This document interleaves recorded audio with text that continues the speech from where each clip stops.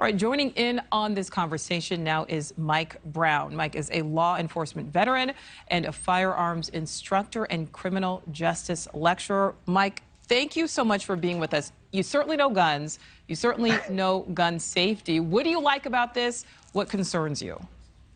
Well, I understand both sides of the house. I like it because I don't want to say like it. I say I understand it because I get the classification of different types of purchases, but I do have to agree with the NRA that this does begin to focus on those who purchase firearms, maybe not necessarily at the gun stores, because you can still purchase those things with cash or through other means, given that gun stores do have ATMs in, on, or around the actual gun store. But for online purchases and other types of gun sales, I could see that data be used in a multi-level investigation, either at the local, county, or state level. And I do see this as a form of a workaround to a gun registry. All right, so you kind of like pointed out those other instances. Mike, do you think this is potentially an invasion of privacy, or does the greater good outweigh that potential invasion?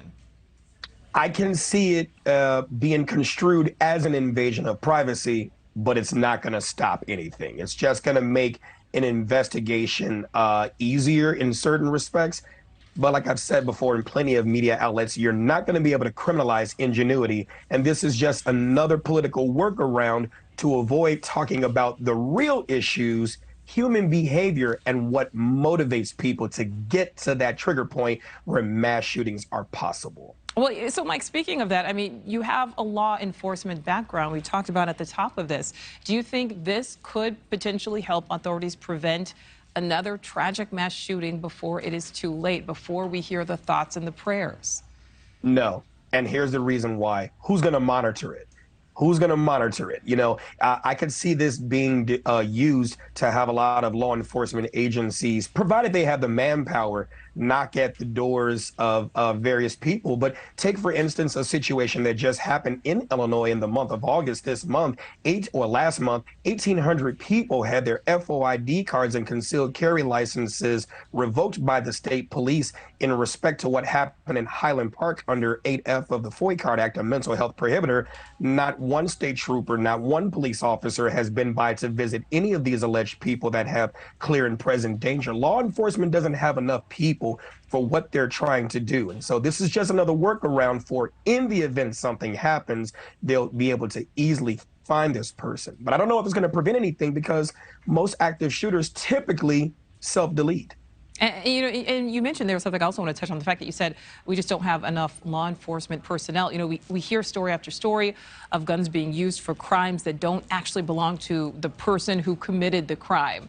So will that create potentially a challenge for police? There's always challenges for police, because I'm disgusted to say it, but it's more reactive than proactive. Again, you can't criminalize ingenuity. And though I understand that, like I said in the beginning, I agree and understand why there's a classification. I mean, we have a classification for everything else, you know, barbershops, shoes, things like that. I don't see that as a problem, but I do see it as another way where they can then pinpoint who's making purchases, how many purchases they are making, you know, and I could see it as an investigative tool. But not a lot of people that have a lot of guns go out and do a lot of shooting. Yeah, which I mean, the fact that you're saying, and it's true, you cannot criminalize ingenuity. Okay, Mike Brown, great conversation. Thank you. Thank you.